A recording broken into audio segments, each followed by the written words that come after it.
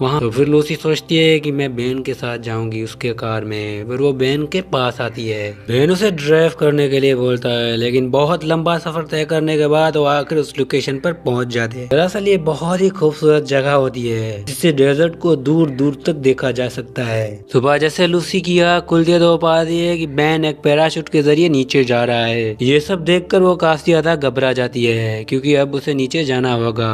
फिर जैसे लूसी पास में देखती है कि उसके पास लेक पड़ा हुआ है। लूसी इसके बाद उस खतरनाक चट्टानों से कार को नीचे बहुत मुश्किल से लेकर आती है, जहाँ पर बेन उसका इंतजार कर रहा होता है। फिर लूसी को बेन पर काफी ज्यादा गुस्सा आता है क्योंकि उसकी वजह से लूसी का टाइम जाया हो गया। उसके बाद डेविड उस गाड़ी के पास जाता है जहाँ से लूसी गुजरी थी। वो गाड़ी के ड्राइवर से पूछता है कि लूसी यहाँ पर आई थी, तो वो बोलता है कि लूसी यहाँ पर आई ही नहीं है। इस बात से वो बहुत ही परेशान हो जाता है। साथ में वो लूसी को कॉल भी करने लगता है। वहाँ पर हमें लूसी और बेन को दिखाया जाता है जो कि बहुत तेजी से इस बिहार को पार कर रहे होते हैं, लेकिन तभी उनके कार का टायर रेत में फंस जाता है। ये बहुत कोशिश करते हैं उसे निकालने के लिए। लूसी फोन निकालती है और कॉल करने के लिए ट्राई करती है, लेकिन ये जगह ऐसी है कि यहाँ पर सिग्नल्स ही नहीं है, इसकी वजह से वो किसी से भी कांटेक्ट नहीं कर सकती।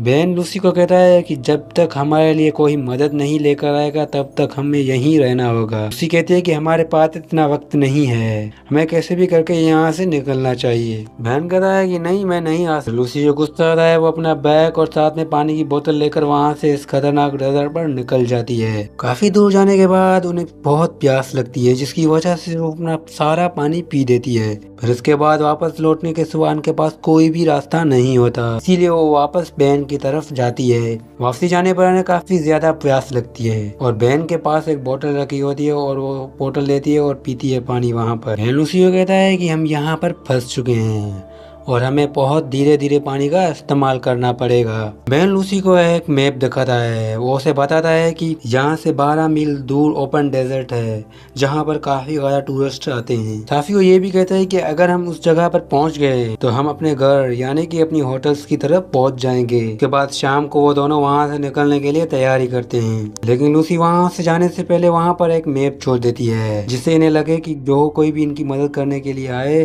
तो पा सके कि वो उस तरफ गए हैं। फिर हमें डेविड को दिखाया जाता है जो कि एक पुलिस ऑफिसर के पास आया है। वो उन्हें बताता है कि मेरी गर्लफ्रेंड गुम हो गई है, जिसे ढूंढने के लिए हमें जाना होगा। पुलिस ऑफिसर कहता है कि हम उसे ढूंढ लेंगे। फिर बेन उसे रिश्वत देने की भी काफी ज्यादा कोशिश करता है, लेकिन वो पैसे लेने से मना कर देता है क्योंकि वो एक ईमानदार ऑफिसर था। वहाँ पर हमें लूसी और बेन को दिखाया जाता है जो कि धीरे धीरे आगे बढ़ रहे होंगे इस खतरनाक डेजर्ट पे। ये दोनों एक जैसे हैं, इसलिए एक दूसरे को धीरे धीरे पसंद करने लगे थे। ये धीरे धीरे आगे बढ़ रहे होते हैं तो यहाँ पर रात हो जाती है। तभी वहाँ पर बहुत खतरनाक तूफान आ जाता है, जिसकी वजह से उन्हें यहीं रात गुजारनी पड़ेगी। और सुबह जैसे इनकी आँख खुलती है तो देखती हैं कि वो पूरी तरह से रेत में धंसे हुए हैं। अब लूसी उठती है तो पाती है कि सामने रोड है जहाँ से गाड़ियाँ गुजर रही होती है। इसे देखकर वो काफी ज्यादा खुश हो जाती है। वो बहन को बताती है कि हम पहुँच गए हैं। ये बहुत खुशी से उस रोड की तरफ जा रहे हैं, लेकिन जाने से पहले इनको बहुत बड़ी एक मुश्किल का सामना करना पड़ेगा। अभी यहाँ पर इनकी तरफ बहुत ही बड़ी मुश्किल आ चुकी है। इसे पार करना काफी ज्यादा डिफिकल्ट है। इनके पास अभी पानी भी खत्म होने वाला था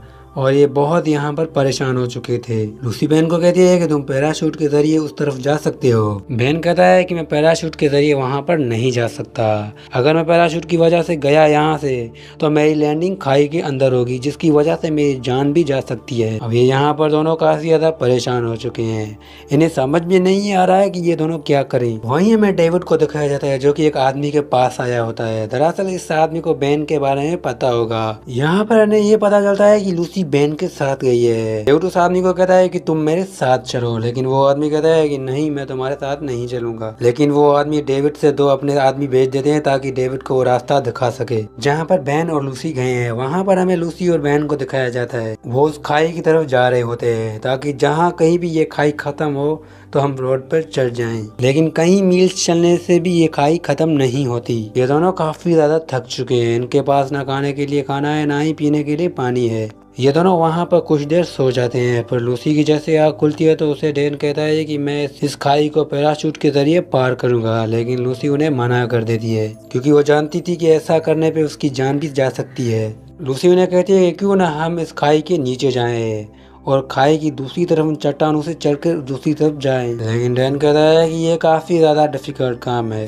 वो दोनों डिसाइड करते हैं कि ये काफ़ी ज़्यादा डिफ़िकल्ट है, लेकिन हमें कैसे भी करके इससे पार करना होगा। फिर इन्हें मजबूरन चट्टानों की तरफ चढ़ना ही होगा, इसलिए वो उन चट्टानों पर चढ़ाई शुरू कर देते हैं। अब ये चट्टान पे होते हुए तो वहाँ पर लूसी का पैर स्लिप हो जाता है कि वजह से वो चट्टान पर लटकी हुई है। फिर जैसे बेन उनकी मदद करने जाता है तो वहाँ से बेन नीचे गिर जाता है और लूसी भी वहाँ से नीचे गिर जाती है। फिर वहाँ पर जैसे लूसी को होश आता है तो देखती है कि वहाँ पर बेन को काफ़ी ज़्यादा चोट लगी है, जिसकी वजह से उन्हें काफ़ी ज़्यादा दर्द भी हो रहा है क्योंकि उसको काफ़ी ज़्यादा चोट लगी हुई है। यहाँ पर हमें डेविड को दिखाया जाता है जो कि बेन के कार पर पहुँच गया हुआ है और उन्हें वो नक्शा भी मिल जाता है जो कि यहाँ पर लूसी छोड़कर गई थी। लूसी की कैमरा भी उन्हें मिलती है। वो जैसे कैमरा को ओपन करता है तो पता है कि उसमें लूसी और बैन की कुछ फुटेज है कि वो बैन के साथ खुश है, इसीलिए वो उसे ढूंढना छोड़ देता है। लूसी और बैन को दिखाया जाता है जहाँ पर वो पूरी तरह से फंस चुके हैं, ये पूरी खाई को पार भी नहीं कर पाएंगे। जब ये खाई पर ही चढ़कर इनका पैर स्लिप हो गया और ये दोनों कोशिश करने के बाद वो जैसे उस तरफ जा रही होती है तभी हवा का रुख चेंज हो जाता है और उसका पैराशूट खाई की तरफ जा रहा होता है। वहाँ पर लूसी की जैसे आँख खुलती है तो पाती है कि वो खाई के अंदर है। एक लड़का भी दिखाई देता है। उसके बाद लूसी उस लड़के का पीछा करती है तो पाती है कि इनका यहाँ पर बहुत बड़ा कबीला है। फिर वो उन लोगों के सामने वहीं पर ही बेहोश हो जाती है। यहाँ पर वो कबीले वाले उनका इलाज करते हैं। फिर जैसे उनको होश आता है तो बताती है कि कबीले वाले इसका ट्रीटमेंट करते हैं। उसके बाद उन्हें जैसे होश आता है तो बताती है कि उसका साथी एक ऊपर बहुत मुश्किल में फंसा हुआ है। उसके बाद वो कबीले वाले उसके साथी को यानी बेन को भी वो रेस्क्यू कर देते हैं। यहाँ पर रात को बेन को होश आता है तो पाता है कि वो सही सलामत है। पर वो दो लड़के भी आ जाते हैं जो कि डेविड के साथ लूसी और बेन को ढूंढने के लिए आए हुए हैं और वहाँ से निकल जाते हैं। लेकिन इस गाड़ी में डेविड नहीं होता।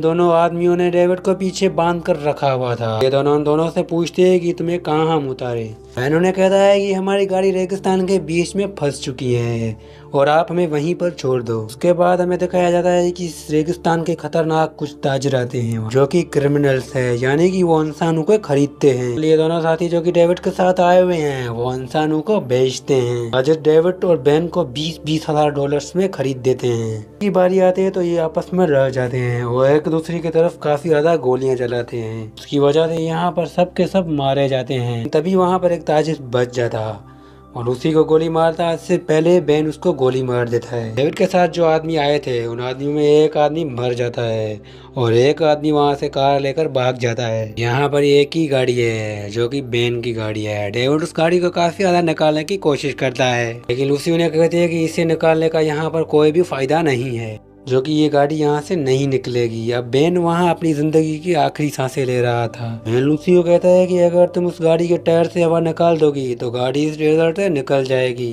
साथ ही लूसी को ये भी कहता है कि जब मैंने पहली बार तुम्हें रेस्टोरेंट में देखा तो मैं वहीं पर ही तुम्हें पसंद करने लगा था, इसलिए मैंने अपने साथ तुम्हें आने के लिए बोला क्योंकि तुम मुझे बहुत ज़्यादा अच्छी लगने लगी थी। इसके साथ इस मूवी का यहीं पर ही एंड हो जाता है।